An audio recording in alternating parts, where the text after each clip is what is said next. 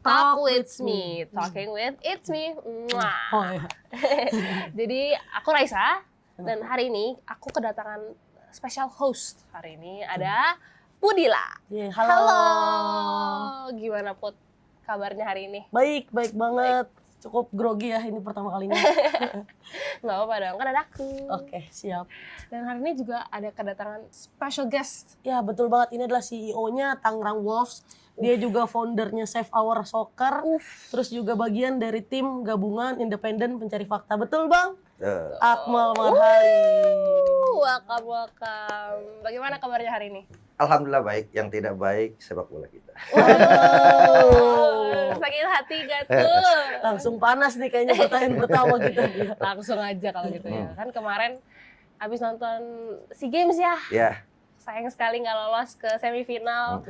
Gimana tuh? Kan coachnya Indra Safri dipecat. Ya. Gimana komentarnya Bung? Semuanya itu. Ya ini gambaran bahwa sejatinya sepak bola kita belum stabil ya. Dari sisi prestasi.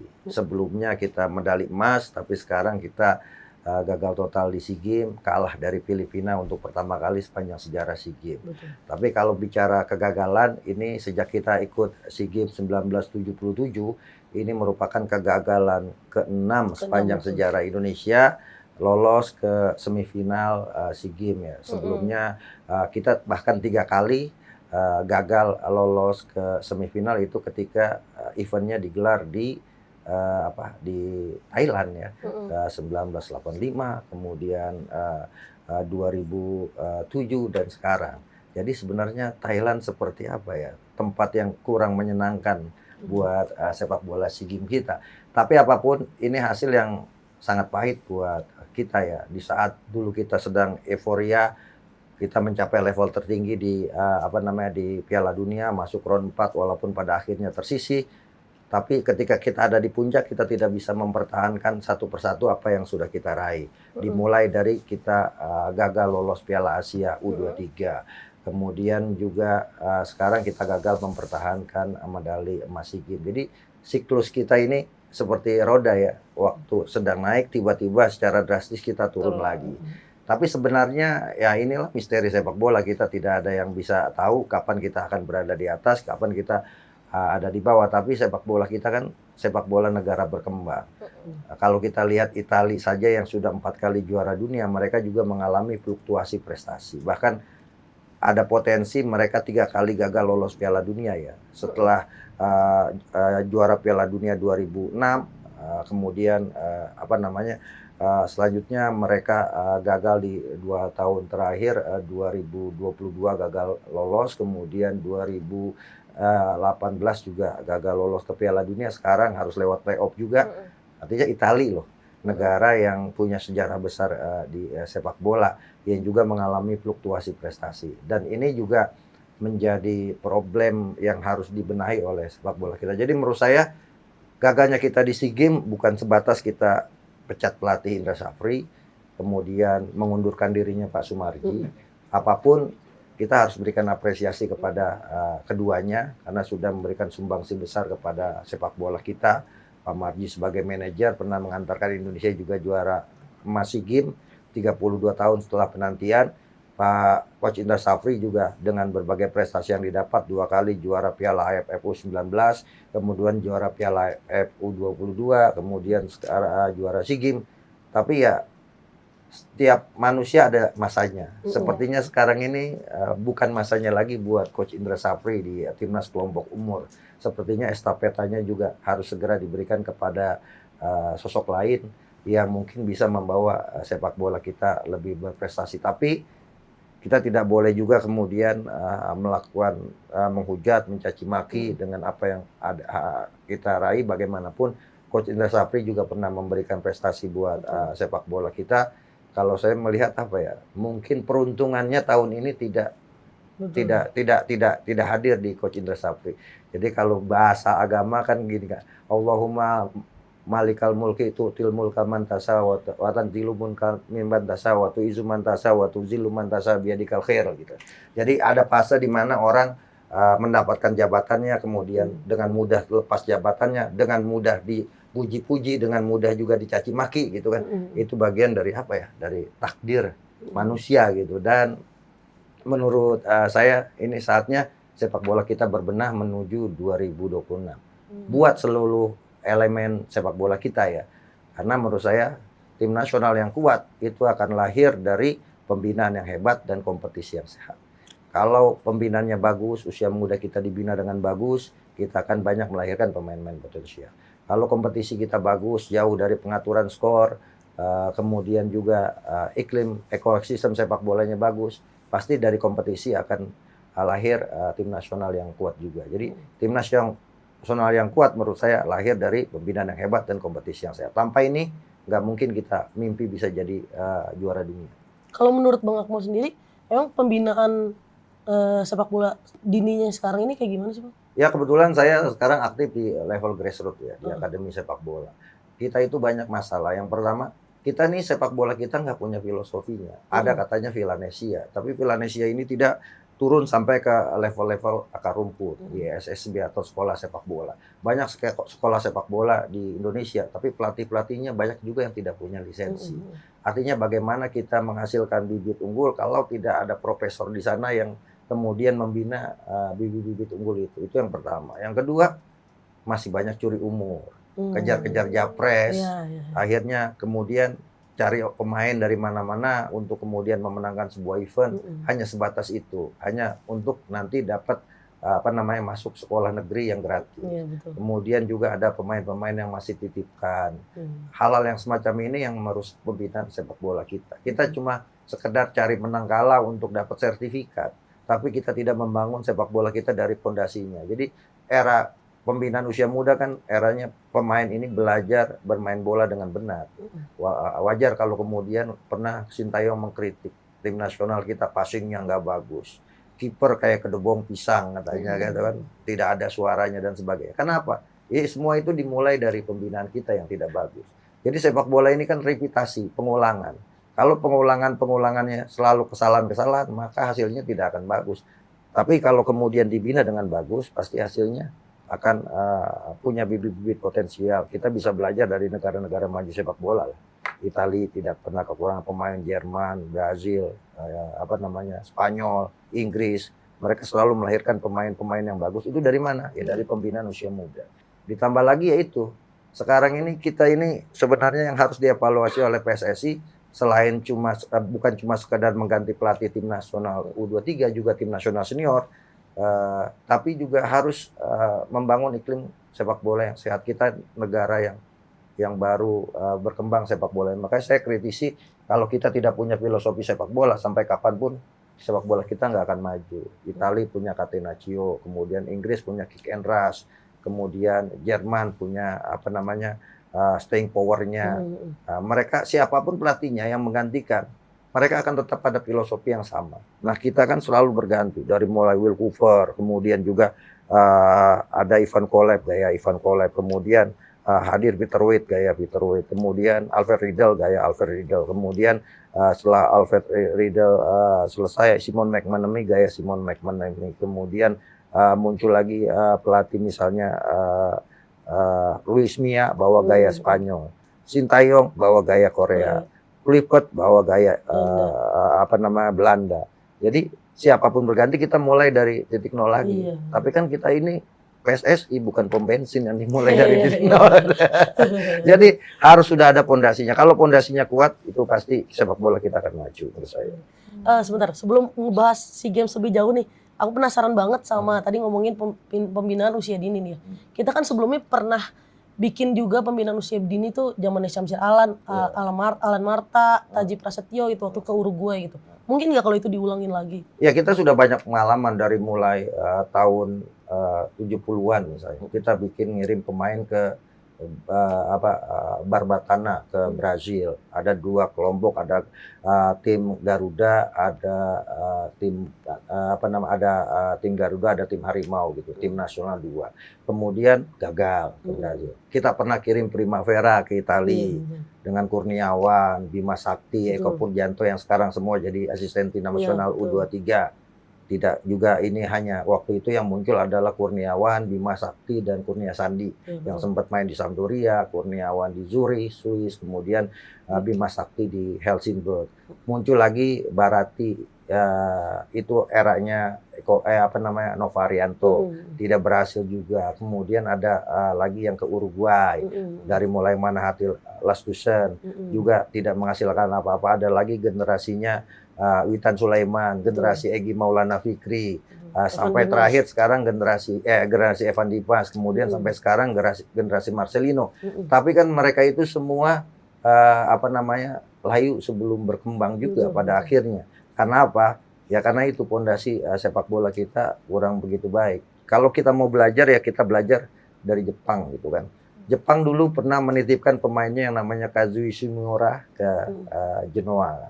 Tapi gagal. Tapi setelah itu mereka bikin konsep sepak bola pelatihan yang baik dan benar, muncullah kemudian Hideyoshi Nakata di Perugia, berkembang jadi kemudian akhirnya sampai sekarang Jepang pemainnya ada di mana-mana gitu kan. Atau Korea yang kemudian membangun sepak bolanya, belajar sepak bola ke Jerman, titipkan atau taruh pemainnya di Jerman. Sampai sekarang Korea juga bagus. Artinya Indonesia juga punya potensi untuk itu, tapi tidak dalam sebuah tim. Nah, sekarang misalnya kalau kemudian ada pemain-pemain seperti Marcelino sekarang di Inggris, kemudian sekarang pindah ke Trensin. Cuma permasalahannya adalah SNI-nya kita ini belum sama SNI Korea, sama SNI Eropa atau negara-negara maju sepak bola. Maka itu harus ditingkatkan. Jadi kualitasnya sejauh mana dan itu yang harus dibangun di pembinaan usia muda kita. Jadi kalau pakai sistem yang satu tim ke luar negeri lagi, terakhir kan ada namanya Garuda Select. Ya kan? Betul. Tapi tidak menghasilkan apa-apa juga. Terakhir Garuda Select kan bagus. Tapi Kafe, sekarang ya kan? Iya, akhirnya sekarang ya namanya sudah menghilang gitu. Nah ini artinya apa? Ada pembinaan yang harus dibenahi lagi. Kalaupun sekarang kita punya orang-orang top yang pegang klub-klub luar negeri, bisa juga dulu kan Thaksin Shinawatra gitu kan dari Thailand menitipkan pemain-pemain Thailand yang potensial yang bagus ke klub Manchester City dulu. Nah artinya itu juga bisa dilakukan misalnya ke Como, tapi usia-usia yang muda gitu kan mereka belajar sepak bola di sana. Ada juga misalnya Pak Hartono kan di Como, di Belgia, Denders ada Pak Sitorus, kemudian ya Pak Erik di Oxford. Ya bisa juga kemudian dengan sistem bapak angkat atau bapak asuh mereka dibina di sana, tapi dari usia yang muda 16. Namun demikian kalau kita mau ambil di situ ya yang harus dibenahi lagi-lagi ya pembinaannya. Kalau kita tidak bisa menghasilkan pemain usia 16 tahun yang kualitasnya standar Eropa, ya kita juga nggak bisa taruh pemain di sana. Dan ini jadi PR buat PSSI yang punya roadmap 2045, di mana 2045 kita masuk pada golden era, goldennya prestasi atau masanya prestasi. Jadi sebenarnya ini PR PSSI gitu kan. Pembinaan usia mudanya harus dibenahi dan ini harus terkonsep dengan baik dan benar. Kalau sepak bola kita mau maju. Kalau sekarang kan kita ambil jalur naturalisasi, jalur instan sebenarnya. Sekarang misalnya kemarin round 4, nanti kita target Piala Dunia 2030 misalnya. Itu pemain-pemain seperti Tom Hay, kemudian Paul Pesci usianya sudah 39 tahun. Apakah kita akan terus melakukan naturalisasi? Nah, ini juga harus dipikirkan oleh PSSI. Jumlah pemain asing yang terlalu banyak di Liga, 11 pemain. Artinya kalau 11 pemain yang main 7, kemudian cadangan 2, kemudian yang tidak bermain 2, ini kan sebenarnya mubazir gitu kan. Dan artinya kita hanya punya 4 slot pemain lokal kita untuk main di kompetisi kita. Bisa-bisa kita itu akan mengalami seperti apa yang dialami Arab Saudi. Kenapa kemarin Arab Saudi dalam fase sepak bolanya menurun? Karena kan liga mereka dikuasai oleh pemain-pemain yang didatangkan dari Eropa. Cristiano Ronaldo ada di sana. Sehingga kemudian pemain tim nasional Arab Saudi banyak jadi pemain camat ya, cadangan mati. Sehingga kualitasnya juga nggak kelihatan. Akhirnya kita bisa kalahkan mereka, itu kan 2-0. Tapi mereka kemudian sadar dengan itu semua, mereka bangun kembali tim nasionalnya dengan baik. Artinya itu, kita gagal hari ini, ya kalau orang bilang klise lah, kegagalan adalah keberhasilan yang tertunda. Tapi gagal kemudian harusnya evaluasi secara utuh menyeluruh. Jangan cuma sekedar ganti pelatih, nanti ngalami siklus yang sama lagi, gagal lagi, marah-marah lagi, ganti pelatih lagi, bahkan sekarang ganti ketua umum PSSI sekalian gitu kan. Itu bukan solusi. Solusinya adalah bagaimana kita membangun peta jalan sepak bola kita yang bisa kita eksekusi. Jadi kalau apa namanya, ada istilah gagasan tanpa tindakan itu cuma ilusi gitu kan. Kemudian tindakan tanpa konsep itu cuma sensasi gitu. Nah, yang harus dibangun adalah konsepnya ada, actionnya ada. Itu baru prestasi. Waduh, patah hari ini. Iya. Oke, aku mau nanya tentang timnas deh. Kan kemarin kan Bung bilang kalau semua tuh ada faktor dari pelatih, tapi juga ada dari PSSI juga kan. Betul. Tapi kan setelah Sintayong dipecat, terus performanya kan menjadi menurun. Nah, terus banyak isu-isu juga katanya di ruang ganti gitu. Iya. Apakah itu emang benar faktor pelatih atau ada faktor-faktor lain yang mempengaruhi itu juga? Iya, konflik ruang ganti, kemudian konflik pemain sama pelatih, konflik pelatih dengan manajemen itu bukan hal baru di sepak bola. Ingat dulu David Beckham ribut sama Alex Ferguson. Iya, betul. Gitu. Kemudian Roy Keane di tim nasional ribut dengan pelatih Irlandia, McCarthy waktu itu. Sampai kemudian banyak pemain-pemain top, Maradona juga sempat ribut dengan pelatihnya. Bahkan dulu di tim nasional Argentina sempat ribut, ada kebijakan pemain timnas Argentina tidak boleh pakai rambut gondrong waktu itu kan. Sampai kemudian Batistuta di Piala Dunia di Piala Dunia 2002 gitu kan, sampai potong rambutnya sampai pendek gitu kan. Artinya apa? Ya pelatih punya kebijakan dan ada potensi juga ada terjadi konflik. Namanya manusia kan tidak semua punya pemikiran yang sama, pasti punya pemikiran yang berbeda-beda. Tapi bagaimana meredam ruang ganti itu agar tidak jadi konflik, itu kan menjadi tugas semua, tugas pelatih, pemain dan juga manajemen, harus saling respect keduanya. Tapi kalau kemarin isu ruang ganti, saya pikir itu sudah dibicarakan banyak orang di di berbagai platform ya, baik di TV dan sebagainya, bahwa itu ada dan itu terjadi gitu kan. Sampai kemudian ya dalam tanda kutip banyak yang kemudian kaget kenapa yang harus dikorbankan adalah Sintayong. Padahal Coach Sintayong sedang dalam performa terbaiknya.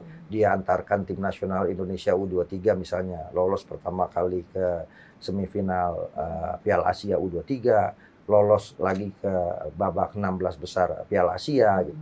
Itu adalah prestasi-prestasi yang sudah diberikan oleh Sintayong dan kita patut apresiasi. Tapi pastinya PSSI atau federasi punya alasan untuk melakukan pergantian karena mungkin konfliknya sudah terlalu dalam sehingga harus ada yang dalam tanda kutip dikorbankan. Ya, dan pada akhirnya Sintayong dikorbankan atau banyak yang kemudian penggemar-penggemar Coach Sintayong merasa kenapa harus Sintayong sampai ada lagunya kan.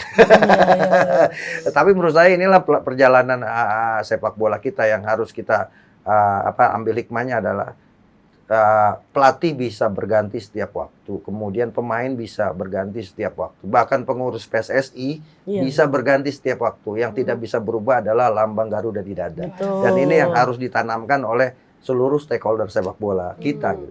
Tapi saya harus mengatakan bahwa tidak mungkin misalnya federasi sepak bola kita memilih pelatih untuk gagal, tidak mungkin. Pasti mereka ingin berprestasi. Cuma permasalahannya kan tidak semua pelatih dengan nama besar, kemudian pelatih dengan harga mahal bisa ujuk-ujuk mengantarkan simsalabim tim nasional kita berprestasi. Jadi ada pelatih yang punya hoki gitu. Dulu saya hampir dibully sama dunia maya gitu karena saya bilang Sintayong itu salah satu kelebihan dia punya hoki yang bagus buat Indonesia gitu kan. Di waktu kita dalam kondisi terjepit, dia bisa kemudian membawa Indonesia lolos. Misalnya di Piala Asia, kita kan kalau seandainya Oman waktu itu lawan Kyrgyzstan, salah satunya menang, maka kita nggak lolos, tahu-tahu kita lolos. Piala AFF dulu misalnya, kalau seandainya Myanmar sama Kamboja saling mengalahkan, kita gagal di Piala AFF. Tapi kemudian kedua tim bermain seri, akhirnya Indonesia lolos sebagai runner up. Termasuk faktor keberuntungan itu penting. Kita datangkan sekarang Pep Guardiola lah misalnya, atau kemudian Jose Mourinho atau Carlo Ancelotti gitu kan, atau yang lagi ngetop sekarang Thomas Tuchel dan sebagainya. Belum tentu juga bisa memberikan prestasi buat sepak bola kita. Kenapa? Karena pelatih juga butuh keberuntungan atau chemistry yang bagus dengan pemainnya sehingga bisa membangun prestasi yang besar gitu. Dan itu juga dialami oleh negara-negara besar, Arab Saudi misalnya, datangkan Ruud Gullit, datangkan Frank Rijkaard, nggak bisa juga meraih prestasi padahal punya nama besar. Roberto Mancini datangkan Arab Saudi gitu kan, yang datang dengan membawa trofi Piala Eropa 2020, tapi kemudian gagal juga bersama Arab Saudi. Artinya prestasi yang jadi kurikulum PT juga tidak kemudian serta-merta akan membawa pelatih itu bisa sukses. Apalagi melatihnya tim nasional Indonesia gitu kan. Yang secara kualitas pemainnya masih harus ditingkatkan, yang secara manajemen juga masih harus ditingkatkan, ekosistem sepak bolanya harus dibenahi. Jadi kalau saya ingin mengatakan siapapun yang akan melatih tim nasional Indonesia, dia akan masuk rimba berantara. Welcome to the jungle istilahnya gitu kan. Nah, tapi kita harus punya keyakinan bahwa kita sepak bola kita bisa berprestasi ke depannya. Tapi ya itu tadi harus dibangun benar-benar secara kuat pondasinya. Kalau sekarang kan kita tidak membangun pondasi, tapi kita membangun rumah mewah lewat naturalisasi. Tapi ketika kemudian tidak berprestasi ya pada akhirnya ambruk seperti sekarang ini. Kita mulai dari nol lagi. Jadi menurut saya banyak yang menginginkan Coach Sintayong kembali. Gitu. Tapi ya itu lagi semua kan yang memutuskan PSSI. Kita boleh saja mengusulkan nama pelatih, tapi sekali lagi yang memutuskan pasti PSSI. Yang pasti jangan ada jangan ditutup ruang kritik untuk kita check and balance terhadap sepak bola Indonesia. Nah, kalau misalnya ngomongin ke timnas U22 SEA Games kemarin nih, Bang. Sebenarnya kan ada beberapa pemain yang diaspora lungsurannya Sinteyong main juga di situ ya, kayak Ivar Jenner, Rafael Strijk gitu. Itu kalau bisa dibilang timnas kemarin tuh cukup menjanjikan. Tapi kenapa bisa gagal? Bahkan sampai Indra Syafri dipecat, terus Sumarji mengundurkan diri, dan sebenarnya keduanya dipecat dan mengundurkan diri itu dampaknya positif nggak sih untuk timnas kita atau malah enggak? Ya dari awal saya mengatakan mempertahankan itu lebih sulit daripada merebut. Ya kan kita datang dengan membawa label predikat sebagai peraih medali emas.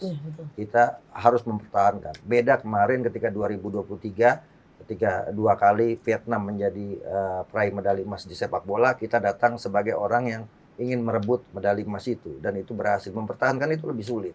Apalagi generasinya pasti berbeda walaupun ada beberapa pemain yang masih menjadi pemain di tim nasional SEA Games. Tapi secara materi pemain sebenarnya ini adalah materi pemain yang bisa dibilang paling mewah di timnas SEA Games kita. Bahkan untuk pertama kalinya dalam sejarah kita menggunakan pemain diaspora di SEA Games kan.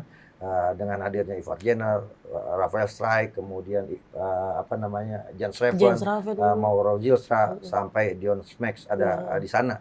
Gitu. Tapi lagi-lagi ya itu dia mungkin kita melihat pemain ini bagus, tapi kemudian apakah kemudian bisa menjalankan instruksi pelatih, apakah kemudian strategi pelatih bisa mereka jalankan. Nah ini kan juga menjadi PR gitu kan. Misalnya dulu saya melihat Ilham Jayakusuma itu tahun 2002 itu dia adalah pemain terbaik dan juga top skor Liga Indonesia. Tapi ketika itu pelatihnya Ivan Kolev, dia tidak masuk dalam squad dan tidak masuk dalam rencana strateginya Ivan Kolev, tidak dipanggil tim nasional. Tapi kemudian ketika Ivan Kolev digantikan Peter Wade, ternyata luar biasa gacornya si Ilham Jayakusuma sampai menjadi top scorer Piala AFF 2004. Setelah itu diganti Ivan Kolev, nggak masuk lagi dia tim nasional Ilham Jayakusuma. Artinya apa? Pelatih kan punya selera juga terhadap pemain-pemain yang diinginkan.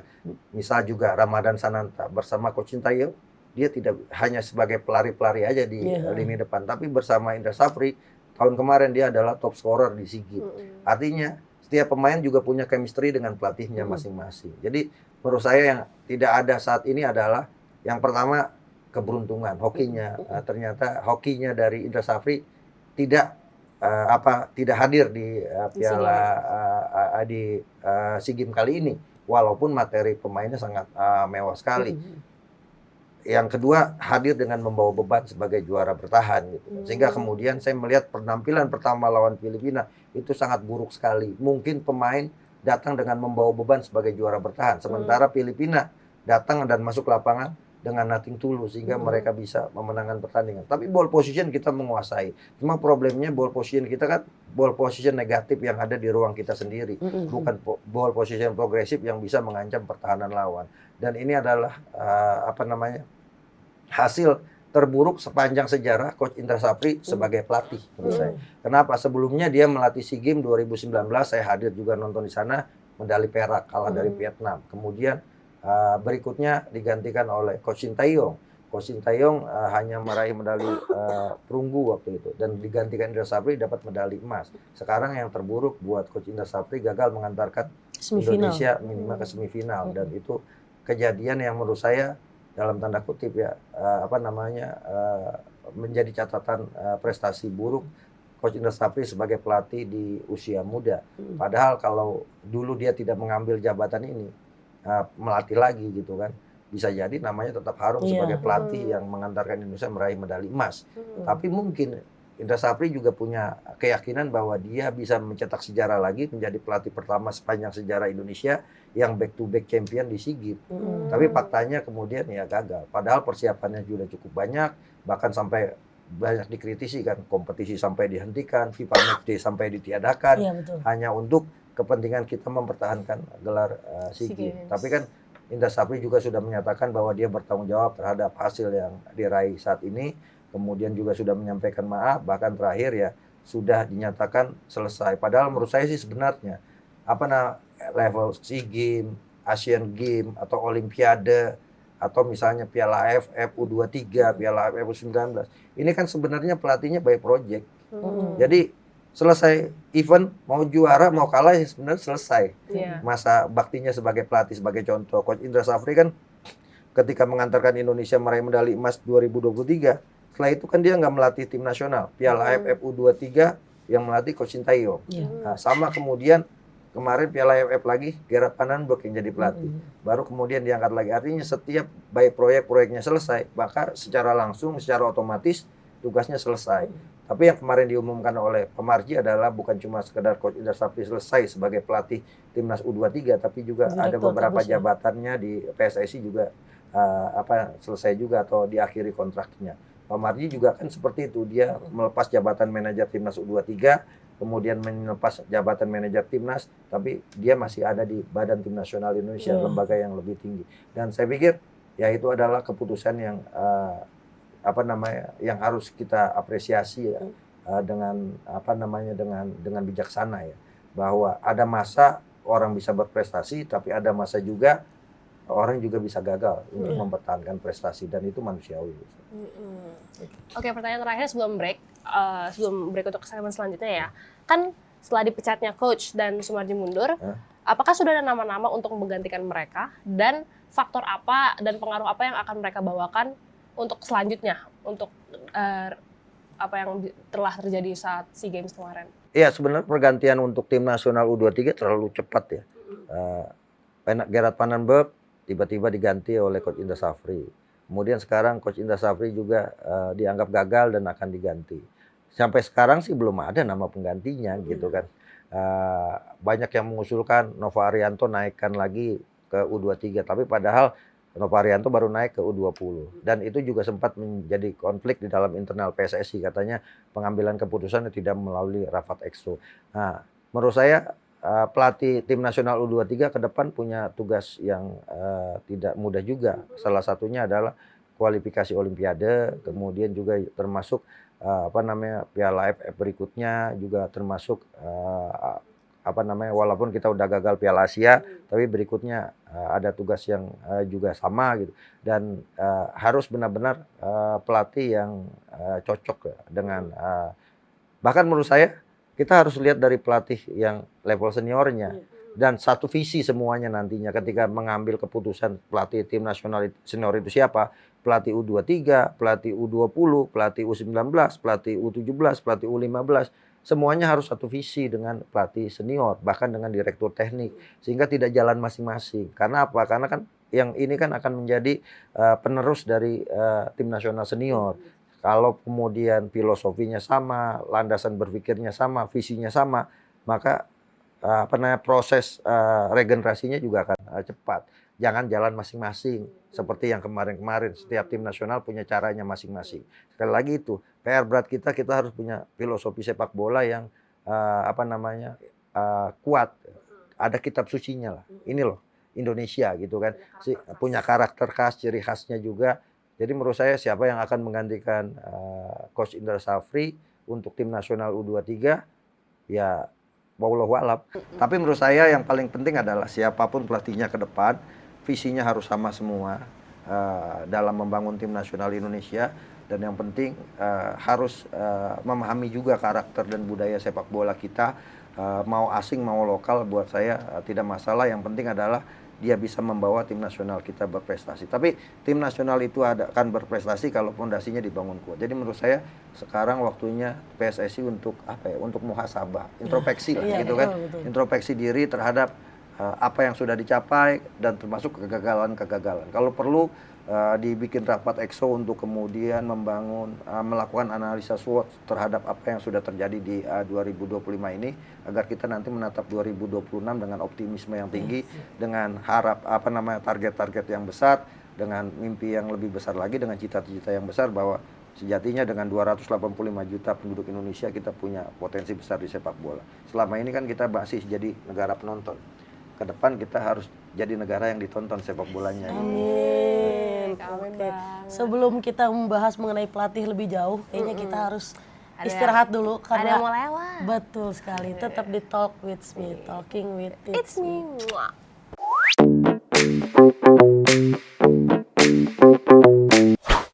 Oke, kita kembali lagi di Talk with Me. Tapi sebelum kita mau bahas tentang timnas nih, Ya betul. timnas Indonesia seniornya. Tapi ada satu pertanyaan nih yang nyelip tadi, silakan. Fadilah. Oh, tadi kita ngobrolin soal pemutusan kerjasamanya Coach Indra Syafri dan pengunduran dirinya Pak Sumarji. Gimana kalau komentarnya, Bang? Ya, seperti saya udah jelaskan sebelumnya ya, ini adalah pilihan yang harus dilakukan oleh PSSI dan evaluasi harus dilakukan. Salah satu hasil evaluasinya adalah ya memberhentikan Coach Indra Safri karena dianggap gagal. Dan itu hal yang biasa di sepak bola. Roberto Mancini yang punya nama besar juga kemarin dianggap gagal oleh Arab Saudi, kemudian diganti gitu kan. Banyak pelatih-pelatih di klub juga diganti. Bahkan di Liga 1 saat ini baru berapa pertandingan? 12 pertandingan. 13 sudah 8 pelatih diganti oleh klubnya masing-masing, dan ini satu hal yang biasa gitu kan, pergantian pelatih karena dianggap satu kegagalan. Tapi yang menarik memang pengunduran dirinya Pak Sumarji sebagai manajer tim nasional. Dia manajer tim nasional senior, termasuk juga sekarang manajer tim nasional U23. Dan suatu hal ini tradisi yang sebenarnya menurut saya mungkin Pak Marji merasa gagal setelah sebelumnya sukses meraih medali emas, gagal juga di tim nasional. Dia akan sampaikan ke PSSI bahwa dia mengundurkan diri sebagai manajer timnas, dan itu disampaikan dalam press conference-nya. Barangkali nanti PSSI bisa memilih orang yang lebih baik lagi, lebih bagus lagi, lebih bertanggung jawab lagi, dan lebih ikhlas katanya. Artinya apa?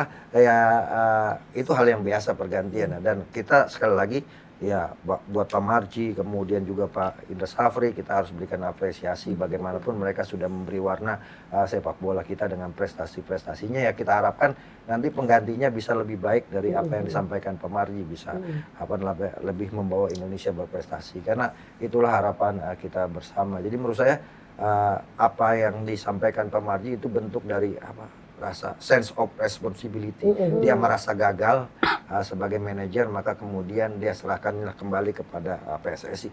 Ya bisa hari ini Pak Marji mengundurkan diri, bisa jadi setelah itu Pak Marji juga diangkat lagi. Walaupun bisa juga masuk orang baru lagi. Tapi menurut saya siapapun penggantinya, ya semoga bisa mengantarkan tim nasional kita lebih berprestasi, program-programnya lebih terarah, kemudian juga target kita untuk bisa masuk 100 besar dunia untuk tim nasional senior juga bisa tercapai. Termasuk ya sekarang yang kita tunggu adalah bukan manajernya, tapi siapa pelatih tim nasional senior gitu kan. Ini mau akhir tahun, kita ingat waktu itu 25 Desember malam Natal, Kluivert menandatangani Memorandum of Understanding sebagai pelatih tim nasional Indonesia. Ya barangkali akhir-akhir tahun ini, walaupun Pak Marji kemarin sudah menyampaikan bahwa ya minggu-minggu ini akan disampaikan paling telat ya awal tahun lah gitu kan. Jadi kita awal tahun bukan cuma menunggu selebrasi tahun baru, tapi menunggu siapa pelatih tim nasional senior. Oke, ngomongin pelatih timnas baru nih ya, kan banyak kandidat-kandidat nih yang sudah disebutkan, banyak yang sudah dirumorkan, dan katanya PSSI sudah mulai ngobrol, konversasi, interview dengan kandidat-kandidat semua ini. Iya. Siapa yang paling kuat nih untuk menjadi pelatih timnas? Kemarin Pak Sumarji sebagai Ketua BTN berdampingi oleh Pak Indri Irawan sudah menyampaikan bahwa pelatih tim nasional mengerucut kepada 2 nama. Iya betul. Ya, dari sekian nama yang kemarin disebut-sebut, termasuk diantaranya Coach Sintayong untuk CLBK, Iya, ya kan. Kemudian ada Timur Kapatse yang sempat kemudian datang ke Indonesia sholat Jumat di Masjid Istiqlal. Kemudian ada nama Jesus Casas, ada juga nama pelatih Persib, Boyan Hodak yang disebut-sebut calon pelatih tim nasional Indonesia. Kemudian ada juga yang belakangan muncul nama Giovanni Pambronkos, nama John Hettinga, kemudian juga John Hetman, dan juga sempat ada nama Bernardo Tavares, banyak nama lah gitu kan yang disebutkan. Tapi sekarang mengerucut kepada 2 nama. Siapa itu? Tapi Pak Indri Irawan menyebut nama-nama yang nama dua ini tidak jauh dari nama yang disebut-sebut kemarin. Gitu kan. Artinya kalau kita lihat Coach Sintayong sepertinya sudah talak 3 dengan PSSI, agak sulit untuk kembali lagi selama kepemimpinan PSSI masih di Pak Erick Thohir, kelihatannya sudah tidak masuk bursa. Kemudian Timur Kapatse datang ke Indonesia tapi tidak ada tanda-tanda sampai akhirnya menerima tawaran melatih di klub. Artinya sudah hilang. Nah, Bojan Hodak yang melatih Kontrak mati Persib, kayaknya kan. sepertinya kontraknya diperpanjang kepada di Persib. Sudah hilang 3. Tinggal ada 3 nama lagi yang bisa, Jesus Casas, kemudian Giovanni Pambronkos, John Hetman, sampai belakangan disebut-sebut John Hettinga. Tapi John Hettinga juga agak berat gitu. Jadi sekarang tinggal 3 nama mungkin, Jesus Casas, karena PSSI bilang Ketua Umum Erick Thohir tambahkan lagi interview 1 nama lagi gitu kan. Nah ini yang masih rahasia. Kalau yang 2 nama sepertinya sudah mengerucut pada nama Giovanni Pambronkos dan John Hetman. Giovanni Pambronkos ini adalah kapten, salah satu pemain terbaik dan kapten Belanda waktu Piala Dunia 2010. Saya kebetulan liputan di sana dan ketemu langsung di sana. Bahkan saya pernah bersama Arief Wicaksono menggagas Giovanni Pambronkos Foundation di Indonesia. Dia datang ke Indonesia, ngobrol juga pernah sama orang tuanya. Kemudian John Hetman ini pelatih yang sukses mengantarkan Kanada ya lolos ke Piala Dunia. Dan 2 nama ini menurut saya secara CV sangat bagus gitu kan. Tapi sekali lagi CV bagus juga tidak akan jadi garansi, jadi jaminan untuk kita membawa tim nasional Indonesia berprestasi. Tinggal bagaimana PSSI sekarang memilah dari 2 nama itu, walaupun ada 1 nama lagi yang disodorkan, ya kemungkinan antara John Hettinga atau Jesus Casas gitu kan. Jadi kalau dari 2 nama ini misalnya Giovanni Pambronkos, kelebihannya adalah dia punya darah Maluku, artinya punya darah Indonesia juga, dan ibunya dari Maluku, bisa bahasa Indonesia juga gitu kan, dan secara budaya mungkin juga memahami budaya orang Indonesia khususnya Maluku. John Hetman mungkin sukses bersama Kanada yang kalau kita lihat tim nasional Kanada bukan tim nasional seperti Italia, Spanyol, Prancis, Inggris dan sebagainya, juga termasuk negara yang sedang berkembang sepak bolanya dan dia sukses. Jadi menurut saya di antara 2 pilihan ini yang menarik, siapa yang kemudian akan dipilih oleh PSSI yang akan segera melakukan rapat EXO. Tapi saya punya cocok logi terkait dengan PSSI di bawah kepemimpinan Pak Erick Thohir itu. Pak Erick itu sepertinya nggak cocok sama Belanda. Ya, waktu dulu pegang Inter Milan pelatihnya Frank de Boer. Ya kan tidak bagus juga Inter Milan waktu itu. Kemudian ketika timnas Kulipet juga tidak bagus juga. Ya moga-moga blessing in this juice, Giovanni misalnya kalau dipilih ya bisa punya peruntungan yang lebih bagus. Jadi perlu hoki juga sebenarnya ngelatih tim nasional Indonesia di tengah tekanan yang pasti besar. Karena siapapun pelatihnya yang akan terpilih pelatih tim nasional pasti akan dibanding-bandingkan dengan pelatih sebelumnya yang sukses. Salah satunya adalah pasti akan ada di bayang-bayang Sintayong yang penggemarnya begitu banyak di Indonesia gitu kan. Jadi nanti pasti akan dikait-kaitkan dengan Sintayong misalnya. Yang kedua, sebenarnya pelatih baru ini kerjanya akan lebih mudah dibanding Patrick Kluivert kemarin. Kenapa lebih mudah? Karena dimulai dari tangga terbawah lagi. Gitu kan. Kalau Sintayong, Patrick Kluivert datang dia harus mengambil alih posisi kepelatihan di saat level pertandingan sangat tinggi. Piala Dunia babak keempat, di mana lawan-lawannya adalah tim yang sudah punya tradisi lolos Piala Dunia dari Asia, Arab Saudi, kemudian Irak sudah punya tradisi itu. Siapapun yang menggantikan pastinya akan sangat berat gitu, karena menurut saya level Indonesia sebenarnya belum masuk ke level Piala Dunia. Kalaupun kemudian kita lolos round 4 itu bagian dari kejutan Piala Dunia, kualifikasi Piala Dunia. Level kita belum sampai di situ. Menurut saya Piala Dunia Indonesia masih Piala AFF menurut saya gitu kan. Kenapa? Itu aja kita belum pernah dapat. Jadi kalau kita mau naik anak tangga, kita nggak bisa ngelompat. Tapi kemarin kan kita melompat dengan quick win dengan menghadirkan pemain-pemain naturalisasi. Tapi pada akhirnya ya puncaknya kita sampai round 4 saja gitu kan. Belum bisa nyampe lolos Piala Dunia, tapi kita sudah dibawa mimpi ke sana. Jadi sekarang pelatih baru ini levelnya atau tantangannya akan lebih mudah karena dia akan mulai dengan nanti Juli itu Piala AFF. Ya kan, atau mungkin ada yang FIFA Super Series itu kan, yang kemudian digelar, kemudian Piala AFF. Setelah Piala AFF Piala Asia, setelah Piala Asia baru kualifikasi Piala Dunia U20. Jadi kita melewati anak tangga yang bertahap. Itu akan lebih mudah gitu. Karena kalau kita melompat kemudian jatuh, kan sakitnya tuh di sini. Iya, betul. Seperti halnya kemarin kita merasa kita bisa lolos Piala Dunia gitu kan, karena mimpi itu dibawa. Padahal sebenarnya kalaupun kita lihat roadmap PSSI, kita baru target lolos Piala Dunia 1938 gitu kan. Artinya apa? Kalau kemarin kemudian kita sampai round 4, itu adalah fase di mana sepak bola kita sedang berjalan menuju Piala Dunia. Kalaupun nanti sebenarnya targetnya lolos ya 2038 itu gitu kan. Nah, ini yang proses menuju 2038 ini yang harus dikawal sama-sama agar target yang diinginkan bisa tercapai. Semoga-moga kita bisa lebih cepat lolosnya. 1934 kita udah lolos Piala Dunia atau 1930 gitu kan. Itu kan 2030. Ya 2030, 2034 kalau kita bisa lolos kan berarti lebih cepat dari 2038. Nah, ini yang harus kita kawal sama-sama. Tapi sekali lagi yang paling penting pelatih baru nanti adalah mereka harus di Indonesia. Jangan kayak Patrick Kluivert gitu kan. Seperti pelatih Takam dia kan. Habis ngelatih pulang ke Belanda, nanti 3 hari sebelum bertanding datang lagi, nanti pulang lagi gitu kan. Karena pelatih tim nasional itu harus ada di Indonesia dan harus memantau kompetisi sepak bola kita, sehingga dia bisa mempelajari karakter dan filosofi orang-orang Indonesia juga. Nah, ini menjadi hal yang paling penting. Kalaupun kemudian Giovanni Pambronkos hadir, ya jangan sampai dia mengikuti apa yang dilakukan oleh Patrick Kluivert. Kalau bisa dia ambil hati orang Indonesia, karena orang Indonesia kalau sudah diambil hatinya, cintanya udah sangat luar biasa ya. Dan itu yang dilakukan oleh Sintayong. Jadi misalnya Giovanni Pambronkos dipilih atau John Hetman dipilih, dia harus belajar banyak dari Sintayong, bagaimana bisa dicintai oleh masyarakat sepak bola Indonesia.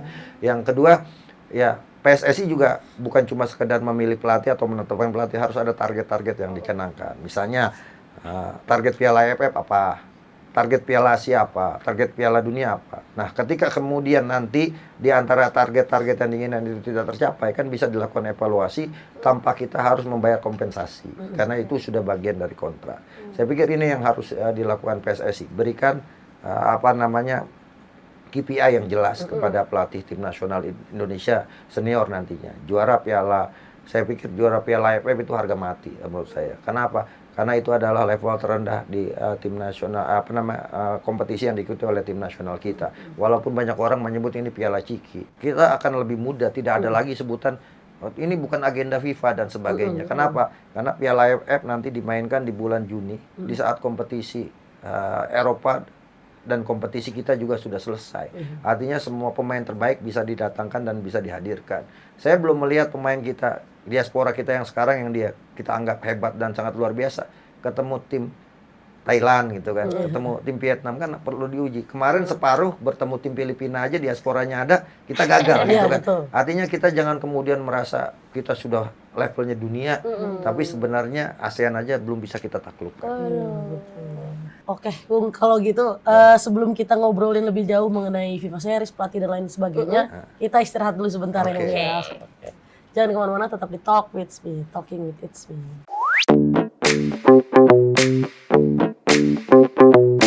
Kembali lagi di Talk With Me. Sekarang kita mau bahas satu yang lokal nih, Super League Indonesia. Kan juga lagi menarik nih ya topiknya Borneo, Persib, Persija, Malut, United. Poin-poinnya pada tipis-tipis nih semua nih. Siapa yang bakal nomor 1? Ya kalau sekarang sebenarnya sudah 13-14 pertandingan ya. Iya, 13. Sebenarnya persaingan untuk di zona juara sudah mulai mengerucut kepada 4 nama tadi gitu kan, ada Borneo FC, kemudian Persija, Persib dan juga Malut United. Kalau kita yang menarik nih dari 4 nama ini, yang pertama adalah klub legendaris, ada Persib dengan Persija. Kemudian ada klub yang sebenarnya baru tumbuh ya. Borneo FC kan sebenarnya tadinya bukan Borneo FC, tapi dia beli klub kemudian diakuisisi dan namanya Borneo FC. Malut United berasal dari Martapura. Artinya ada masing-masing 2 klub dengan punya sejarah yang berbeda. Dan kalau kemudian saat ini catatan yang luar biasa dari Borneo FC, mereka punya rekor 12 laga tidak terkalahkan, bahkan selalu menang ya. Dan itu menjadi rekor di sepanjang Liga Indonesia yang diraih oleh Borneo. Tapi belakangan 2 kali kekalahan ini yang kemudian menjadi catatan, apalagi ke depan Borneo ini akan berhadapan dengan tim-tim yang berat juga kan, ada Persebaya dan sebagainya. Posisinya sangat dekat dengan yang menarik adalah Persija ya, yang dalam 6 pertandingan selalu menang. Dan ini yang menjadi menjadi peluang mereka untuk bisa bersaing di zona juara, termasuk Persib yang di awal musim tertati-tati karena Persib baru mengganti hampir 95% pemainnya, datang pemain baru, Bojan Hodak harus membangun chemistry baru, tapi belakangan Persib langsung meningkat. Prestasi Persib bahkan bukan cuma di di level kompetisi ya, walaupun mereka kemarin akhirnya kalah dari Malut 0-2, tapi di level kompetisi domestik mereka juga naik, di level kompetisi Asia juga naik, bahkan Persib menjadi pendulang poin paling besar buat Indonesia untuk ranking sepak bola kita di AFC, naik dari ranking 25 sekarang ke 18. Perannya ada di Persib, termasuk Dewa United yang main di AFC Challenge League. Malut juga punya potensi besar untuk bikin kejutan, salah satunya adalah dengan mengalahkan Persib kemarin. Jadi persaingan di 4 tim ini akan sangat keras ya sampai akhir musim. Jadi apakah Borneo bisa juara untuk pertama kali? Ini akan jadi sejarah. Apakah Persib bisa hat-trick juara? Kalau bisa melakukan ini akan sangat luar biasa. Apakah Persija setelah bisa setelah terakhir 2018 juara bisa kembali juara, atau Malut yang menjadi tim pendatang baru yang bisa jadi juara. Artinya siapapun yang juara nanti di Super League ini pasti punya catatan tersendiri. Dan setelah libur kompetisi ini akan menjadi penentu, karena biasanya tim yang tadinya penampilannya luar biasa saat kompetisi berlangsung, libur 2-3 minggu, ini akan jadi problem, akan jadi turun, dan itu pernah terjadi. Dan menurut saya persaingan yang paling menarik ya Persija Persib. Dan kebetulan dua-duanya belum ketemu kan, kan? Betul. Artinya pertemuan antara Persib dan Persija ini yang akan dinanti dan akan sangat menentukan juga masa depan Borneo. Karena Borneo lawan Persib, Borneo kan kalah, tapi Borneo menang lawan Persija, ya kan? Nah, tinggal apakah Persija Persib ini akan sangat menentukan. Kemarin kan musim lalu, 2 musim terakhir Persib tidak pernah kalah lawan Persija, bahkan 3-3 musim lalu, dan kemudian menang di kandang Persib sampai akhirnya mereka juara. Bisa jadi potensi Persib untuk juara, untuk hat-trick juara sangat besar, dan akan sangat ditentukan ketika mereka bertemu dengan Persija. Dan Persijanya sedang on fire juga gitu kan. Persija selalu punya prinsip jangan kalah. Boleh kalah dari yang lain, jangan kalah dari Persib. Jadi persaingan Persija Persib ini akan menjadi warna tersendiri untuk Super League musim ini. Tapi kalau dari pandangan Bung, di 4 tim ini, 4 klub ini punya kekuatan masing-masing kan, gimana komentarnya? Iya, yang pasti kalau kita lihat Persija dengan Brazilnya ya. Punya 11 pemain, hanya Rio Matsumura yang orang Jepang. Selebihnya 10 pemain Brazil, pelatihnya Brazil. Jadi karakter Brazil ada di Persib. Kemudian ada di Persija. Kalau kita lihat Persib sekarang belakangan sudah punya karakter main yang mulai jelas ya. Walaupun di awal-awal musim sempat tidak begitu bagus. Misalnya Julian Barros tiba-tiba muncul, sekarang bahkan Alex Thank You ya kan, sudah mulai menunjukkan performanya sebagai striker andalan, termasuk Jung gitu kan. Tapi kan belakangan Persib bahkan sudah memberikan sinyal akan terjadi perombakan untuk memperkuat posisi pemainnya menghadapi perjuangan untuk hat-trick juara dan juga di AFC Champions League level 2. Salah satu pemain yang sudah dilepas Marcelo. Bahkan kabarnya katanya Martin Paes, ya kan, Joy Polupesi, Ole Romeni, 3 nama pemain diaspora yang disebut-sebut akan ada potensi merapat ke Persib. Persija juga demikian, sebutannya akan ada perubahan atau penambahan pemain. Bahkan nama Ivar Jenner disebut-sebut berpotensi untuk merapat ke Persija karena musim ini Jenner itu selesai kontraknya bersama Utrecht. Ya bisa jadi bergabung dengan Persija karena sebelumnya juga santer terdengar awal musim Jenner itu akan ke Persija. Jadi sepertinya Persija Persib di putaran kedua ini akan menjadi tim yang menampung pemain diaspora. Pasca Jens Reppen main di Indonesia, Rafa Strijk, kemudian Eliano Reder dan juga Tom Hey, kita tunggu siapa lagi yang akan datang ke Indonesia karena Joy Polupesi sudah dengar-dengar isunya. Kemudian bahkan Persib sekarang krisis kiper karena kiper yang dari kiper mereka Adam Pisbeck belakangan tidak main gitu kan karena mengalami masalah cedera. Hanya ada Teja Pakuala, bukan mustahil Martin Paes akan masuk karena entah itu masuknya lewat jalur pinjaman karena kompetisi di MLS sudah selesai atau dibeli oleh Persib. Nah, ini yang mampu nggak kira-kira? saya pikir Persib punya kemampuan untuk itu. Buktinya Tom Hey sama Eliano Redernya bisa didatangkan. Atau udah habis tim mereka? Bisa jadi mereka melepas salah satu pemain asingnya untuk kemudian mendatangkan pemain-pemain yang mereka butuhkan. Di Persib kan sekarang yang dibutuhkan adalah posisi kiper, termasuk posisi lini depan, yang kalau lini depan mungkin adalah pemain lokal kalau yang misalnya Dimas Derajat kan sudah dipinjamkan ke Malut, ya pilihannya adalah ya striker, ada Ramadan Sananta, ada juga Ole Romeni, bukan mustahil datang. Kemudian posisi gelandang bertahan, tidak selalu berharap kepada backlog. Dia bisa jadi Joy Polupesi karena sudah ada sinyal-sinyal ke arah sana. Bahkan awal musim lalu sebenarnya Marcelino ada potensi main di Persib.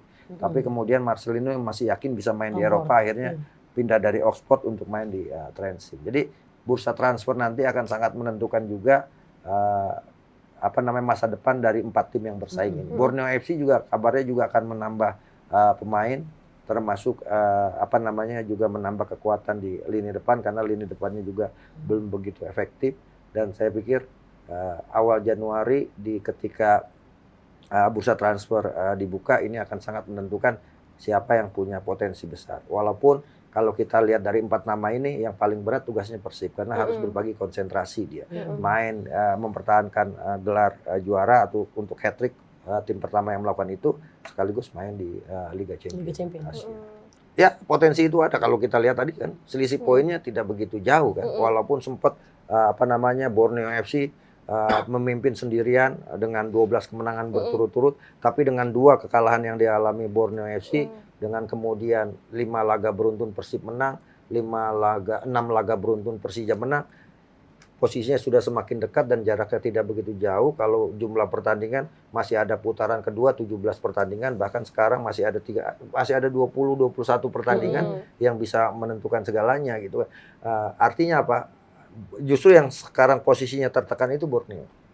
Karena dia begitu nyaman ada di puncak, sekarang secara tidak sadar setelah 2 kekalahan beruntun posisinya udah semakin didekati oleh Persija dengan Persib. Beban mental sekarang ada di Borneo FC justru. Dan Persib walaupun habis kalah justru mereka punya potensi untuk kembali bangkit dan mepet posisinya Borneo FC. Sementara Persija ya ini akan sangat termotivasi untuk terus menjaga tren mereka selalu menang. Kalau sekarang sudah sampai 6 ya mereka ingin sampai 6, 7, 8, 9 bahkan melewati rekor Borneo FC. Dan potensi itu akan sangat besar. Cuma beratnya Persija adalah mereka masih harus nomaden hidupnya, ya kan? Tidak kalau mereka main terus di Jakarta International Stadium, saya pikir peluang mereka untuk mendulang poin lebih banyak akan semakin besar. Tapi kan masih ada perbaikan rumput. Ini salah satu handicap Persija untuk juara musim ini. Ditambah sebenarnya siapa yang akhir musim duitnya stabil itu akan potensi jadi juara. Kita ngomongin Persija yang sekarang lagi ada di posisi 2 nih. The Jack kan pasti berharap banyak banget untuk Persija ini juara gitu. Gimana peluangnya dia untuk bisa jadi juara? Ya, peluangnya sekarang cukup besar sekali pasca Borneo kalah 2 kali beruntun. Tinggal bagaimana Persija menjaga konsistensi penampilannya saat ini gitu kan. Nah, yang jadi repot adalah kemarin sebelum libur kompetisi Persija sedang tampil grafiknya meningkat.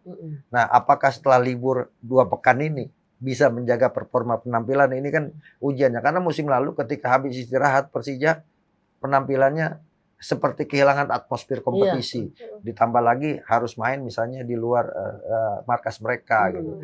Habis ulang tahun kemarin kan kemenangan heroiknya terjadi di ulang tahun Persija kan tanggal 28 November kemarin kan. Nah, apakah performa ini bisa dipertahankan pasca istirahat 2 minggu? Nah, ini akan menjadi tanda tanya. Di tengah misalnya Persija juga berusaha untuk ada isu menambah pemain baru. Apakah harmonisasi di tim ini tidak tidak goyah dengan adanya rumor akan ada pemain baru yang datang, artinya akan ada pemain yang tersingkir, gitu kan? Nah, ini yang pintar-pintarnya pelatih dari Persija untuk kemudian meyakinkan bahwa tim ini akan tetap utuh sampai setidaknya bursa transfer dibuka, sehingga kemudian para pemain masih punya kesempatan yang belum tampil bagus untuk menunjukkan performa terbaik, sehingga mereka tidak tidak digantikan di putaran kedua. Jadi kesimpulannya nih, dengan semua poin-poinnya pada dekat-dekat nih, mana yang paling berpotensi ya untuk juara? Ya, kalau Borneo terkalahkan. Ya, potensi yang pertama mempertahankan lebih sulit. Artinya peluang Persib untuk jadi juara ini agak sulit, ditambah dia harus berbagi konsentrasi di Liga Champions. Kemudian Borneo FC ada masalah di mental ketika mereka sudah performa terbaik seperti halnya 2024, 2023, 2024 lalu. Mereka udah juara reguler tapi ada championship mereka gagal jadi juara kan, diraih oleh Persib. Artinya faktor mental. Borneo ini problem di mental adalah Borneo ini sama Arsenal kalau di kompetisi. Yang kemudian tugasnya seperti menjaga trofi orang lain untuk di akhir musim diserahkan kepada orang lain. Dan itu terjadi gitu kan. Piala Presiden berapa kali mereka masuk final tapi gagal juara. Liga juga seperti itu, ada di papan atas tapi kemudian performanya menurun. Jadi PR buat Borneo FC adalah bagaimana mereka bisa menjaga stabilitas permainan untuk bisa juara untuk pertama kalinya. Nah, PR buat Persija, ya mohon maaf saya ingin katakan Persija punya PR sisi non teknis. Ya kan, masalah stadion yang mereka harus keluar, ditambah apakah keuangan mereka bisa stabil. Nah, ini jadi PR juga buat Persija, karena Persija ketika keuangannya tidak stabil maka akan goyah. Kalau Malut saya pikir punya potensi yang cukup bagus juga untuk menyalip, tapi problem yang ada di Malut adalah sangat tergantung kepada mantan trio Persibnya kan, ya kan, Tironda Elpino, kemudian Ciro Alves dan juga David Da Silva plus Gustavo Pranka. Kalau 4 ini tampil performanya stabil, Malut bagus. Tapi kalau ketika salah satunya tampil tidak baik, Malut penampilannya juga tidak terlalu tergantung kepada ex Persib gitu. Dan kalau bicara peluang nih, saya melihat peluang ada di Persija gitu kan. Persija ya sekitar 30% lah gitu kan. Kemudian 30% lagi ada di Persib. Kemudian 25% ada di Borneo FC, sisanya ada di Malut. Berarti berapa tuh? Di Malut sekitar 15%. The Jack seneng nih dengerin ini, peluang-peluang. Jadi pertarungan musim ini adalah Persija-Persib. Wah, itu yang ditunggu-tunggu nggak sih orang banyak? Betul banget nih, karena semakin seru pembahasan kita mengenai Liga Indonesia. Kita istirahat dulu sebentar kali ya Bung ya. Jangan kemana-mana, tetap di Talking with It's Me.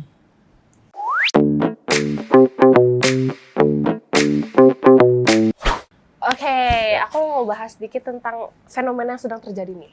Fenomena mana pemain lokal milih untuk hijrah ke luar negeri, milih tim yang lebih bagus mungkin di luar sana, tapi malah yang biasa-biasa aja milih Tarkam nih. Gimana menurut Bung? Ya, kita harus lihat juga standar kita ya. Sejauh ini memang ada pemain-pemain kita yang main di luar negeri ya, seperti Pratama Arhan, Asnawi Mangku Alam untuk pemain Ramadan Sananta bersama DPPMM. Tapi ya moga-moga akan banyak lagi pemain kita yang main di sana di luar negeri. Tapi main di luar negeri ya standarnya harus tingkatkan. Selama standarnya itu standar kita masih rata-rata, agak sulit kita main di luar negeri. Sebelumnya kan kita pernah mencoba seperti tadi disebutkan di awal, Kurniawan, kemudian kembali Bima Sakti kembali, sampai kemudian Kurnia Sandi di Sampdoria pernah, tapi juga tidak sukses. Bahkan ada beberapa pemain, Manahati Lastusen, Samsir Alam pernah di luar negeri, sampai Witan Sulaiman, Egy Maulana Fikri harus kembali, Evan Dimas harus kembali ke Indonesia, Sahrian Abimanyu harus kembali ke Indonesia. Artinya apa? Kalau kita kemudian mau main di luar negeri, bukan cuma sebatas ada di luar negeri, yang kita harus yakin dengan kualitas yang kita miliki. Yang kedua, harus punya jam terbang yang tinggi. Ya, moga-moga dengan sekarang penampilan Pratama Arhan, Asnawi di Thailand menonjol, moga-moga semakin banyak pemain Indonesia yang bisa main di luar negeri. Ditambah sekarang kan problem di kita adalah banyaknya pemain asing, 11 pemain. Memang dengan jumlah pemain lokal yang begitu banyak, pilihannya agak sulit untuk kemudian masuk di 4 pemain di starting line up karena dominasi pemain asing yang ada di kita. Ya, pilihannya harus main hijrah. Nah, kalau kemudian mau main di luar negeri, kualitas dan kemampuannya tidak memenuhi syarat, ya akhirnya pindah ke Tarkam itu. Kalau di Tarkam kita punya King Polo gitu kan. Nah, bahkan ada Junaidi Abdullah yang tendangan 80 juta. Itu dulu pemain saya loh. Di Tangerang Wow. Oke. Nah, sebenarnya fenomena ini tuh sebagai bentuk kekecewaan dari pemain lokal yang mungkin merasa nggak bisa masuk timnas nih, atau pilihannya ya mereka cari uang, terus di luar negeri itu lebih cuan atau kayak gimana sih? Ya sebenarnya kalau bicara di luar negeri, yang kita tahu gajinya lebih rendah dari di Indonesia. Boleh tanya ke Pratama Arhan sama Asnawi. Kalau dia mau main di Indonesia, dia gajinya lebih tinggi. Tapi dia ingin... Kalau dibandingin Rizky Ridho ya? Iya. Artinya Rizky Ridho lebih tinggi gajinya dibanding dengan Pratama Arhan sama sama Asnawi di Thailand. Tapi mereka punya keyakinan bahwa mereka bisa jadi istilahnya role model sepak bola Indonesia yang main di luar negeri, termasuk Marcelino Ferdinand. Walaupun tidak dapat tempat, dia masih terus berusaha untuk bisa mendapatkan posisi. Karena kalau sudah ada satu pemain Indonesia yang muncul, kayak sebelumnya kan Risto Moyo di Malaysia itu sempat naik, kemudian ada Ricky Yaakob zaman-zaman dulu. Tapi kemudian muncul lagi fenomena ketika Bambang Pamungkas Eli Eboy main di Malaysia bersama Selangor. Setelah itu banyak pemain Indonesia yang ke sana, Ponario, Ilham Jaikusuma, Hamka Hamzah, bahkan pelatih Rahmat Darmawan keluar ke Malaysia. Nah, sebelumnya di Thailand juga tidak banyak Yanto Basna, tapi akhirnya sekarang ada Pratama Arhan, ada Asnawi. Bisa jadi setelah itu kita bisa menjelajah ke negara-negara Asia Timur, ke Arab Saudi atau ke mana yang liganya cukup bagus. Sampai kemudian kita pernah coba Korea, tapi kan kita gagal. Standar Korea masih di atas kita. Jepang juga kita gagal. Dulu bahkan sampai Irfan Bahdim pernah di sana juga. Kemudian juga si Stefano Lillipali pernah di sana juga, tapi gagal. Sampai akhirnya juga Pratama Arhan juga gagal juga di Jepang. Jadi menurut saya jangan nekat ke luar negeri kalau kita tidak punya kualitas gitu kan.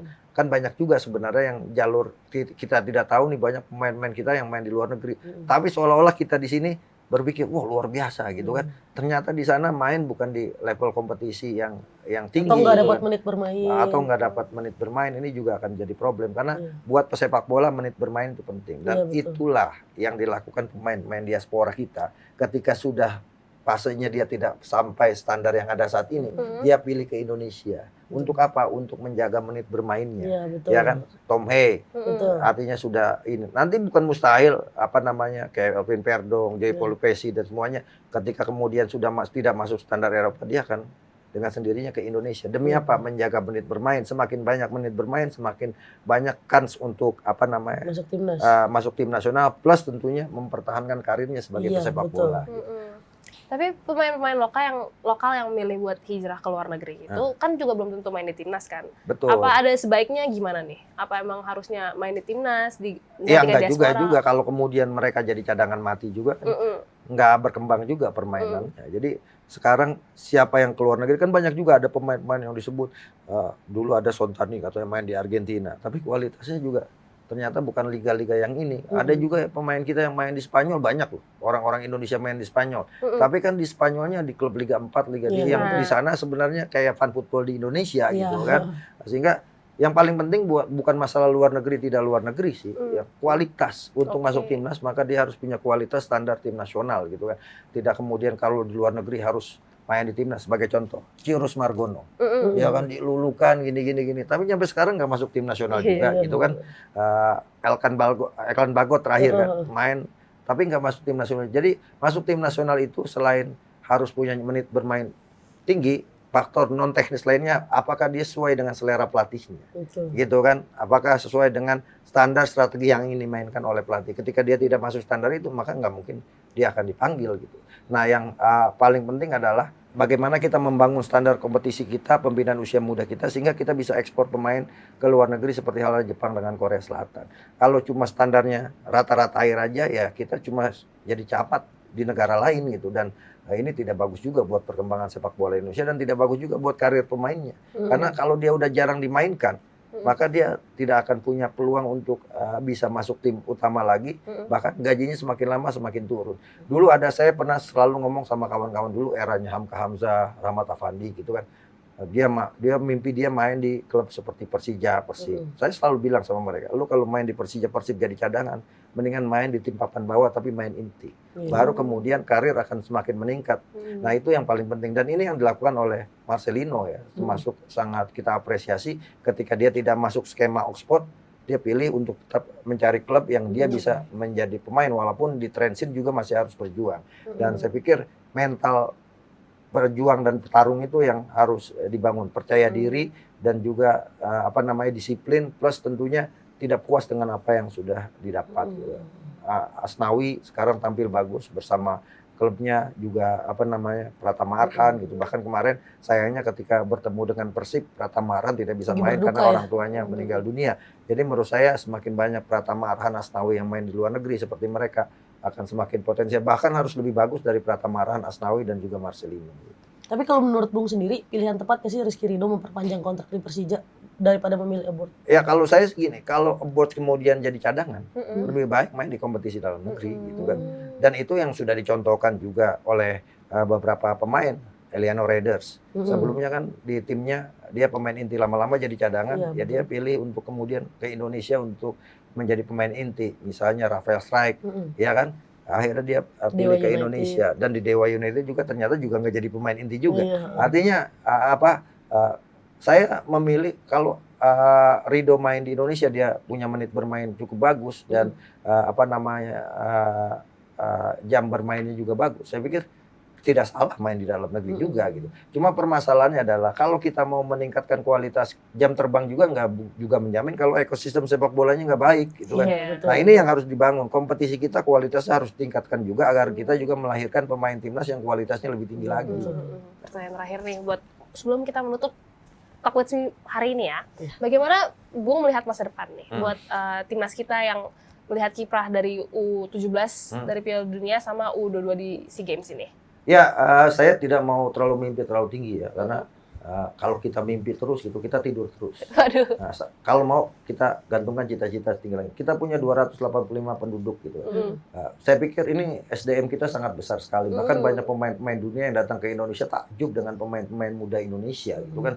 Dia bilang Indonesia ini mau pilih apa juga bisa gitu. Dengan karakter budaya suku yang berbeda-beda. Mau pemain mau cari pemain belakang yang keras, Sumatera tuh banyak semua. Mau pemain gelandang yang bagus, Makassar punya itu semua. Mau pemain dengan skill individu yang baik, ada Maluku, ada Papua gitu.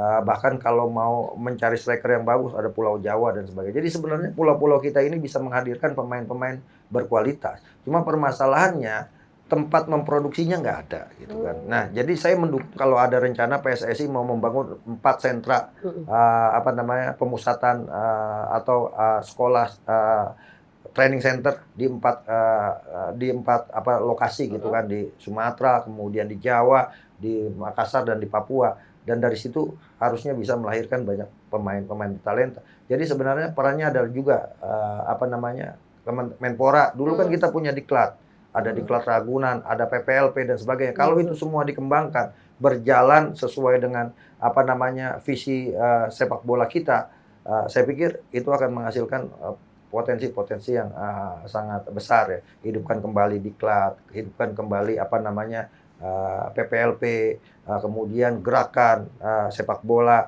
dari mulai sekolah dasar sampai kemudian Liga Mahasiswa, dan itu yang dilakukan oleh Jepang. Ketika kemudian mereka nggak masuk profesional, masih ada kompetisi Liga Mahasiswa, masih ada kompetisi antar perusahaan, dan itu seharusnya sudah tertera dalam impres percepatan pembangunan sepak bola nasional dengan 14 departemen yang ikut terlibat di sana. Bisa bikin misalnya departemen pendidikan, bikin liga siswa, atau departemen agama bikin liga santri, gitu kan, atau Menteri PUPR bikin liga rusun, gitu kan. Saya pikir banyak, cuma permasalahannya yaitu dia, kita punya rencana, tapi eksekusinya nggak ada, gitu kan. Ditambah lagi ada di eksekusi, tapi tidak konsisten, dan ini juga problem. Dan saya pikir sekarang misalnya kita punya pemusatan latihan yang dibangun di IKN, cuma habis dibangun mau diapain? Nah itu kan belum jelas. Jadi banyak hal-hal yang mubazir menurut saya yang kita lakukan, yang pada akhirnya kita tidak fokus dalam membangun sepak bola kita. Jadi menurut saya ada optimisme yang harus kita munculkan, karena kita adalah negara sepak bola dan penggemar sepak bola, bahkan nomor 1 kalau urusan nonton bola, gitu kan. Betul. Dan ini yang harus menjadi modal, dan bagaimana modal SDM yang kita miliki ini bisa berkembang dengan baik, ya tentunya alatnya, tempatnya harus disiapkan. Ditambah bank data juga harus jelas, gitu. Kompetisi-kompetisi kita harus bergerak dari semua semua lini. Jadi kalau saya bahasakan, kalau sepak bola kita mau maju, kayaknya jargonnya Pak Harto dulu harus kita pakai. Memasyarakatkan sepak bola, mensepakbolakan masyarakat. Kalau dulu tuh olahragakan masyarakat, masyarakatkan olahraga. Oke, kayaknya asik banget ngobrolin soal sepak bola dari SEA Games sampai ke pemain-pemain lokal yang bermain di luar negeri sama Bung Akmal ini. Mungkin siapa tahu ke depannya nanti ada kesempatan lagi kita bisa ngobrol lagi lebih jauh. Kalau pelatihnya sudah ditentukan kali ya. Aduh, boleh nih kita bahas lagi nih. Tapi untuk Talk With Me kali ini harus kita selesaikan dulu. Makasih ya Bung. Sudah hadir. Salam sepak bola. Ya. Jangan lupa like, comment, share, subscribe. Bye-bye. Bye.